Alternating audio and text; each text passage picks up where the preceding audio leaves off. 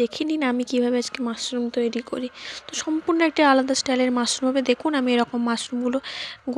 4 ভাবে কেটে নিয়েছি। কাটার পরে আমি ওটাকে ভালো মতো ধুয়ে কড়াইতে তেল দিয়ে হাই হিটে লবণ, হলুদ কোনো রকম কিছু ছাড়া নর্মালভাবে মাশরুমটাকে ভেজে আবার কড়াইতে তেল দিয়ে আদা কুচি, রসুন কুচি, লঙ্কা কুচি দিয়ে একটু ভেজে ওর মধ্যে পেঁয়াজ থেঁতো দিয়ে ভালো মতো কষিয়ে ওর মধ্যে আদা রসুন বাটা, নুন, লঙ্কা গুঁড়ো, হলুদ গুঁড়ো দিয়ে 1 থেকে 2 মিনিট মতো তেল ছাড়া অবধি কষিয়ে ওর মধ্যে আমি টমেটো কুচি দিয়ে তারপরে চৌকো চৌকো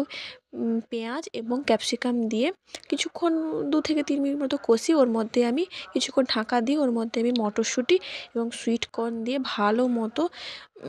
মানে মশলাটা যতক্ষণ না কষা হয় তারপরে আমি ওর মধ্যে নুন দিয়ে ফেটিয়ে রাখা টক দই দিয়ে এবং মাশরুম যে আগে থেকে ভিজিয়ে রেখেছিলাম ওটা দিয়ে ভালো মতো পুরো প্রায় কিছুক্ষণ 5 মিনিট মতো ঢাকা রেখেছিলাম। তারপরে স্বাদ অনুযায়ী চিনি দিয়ে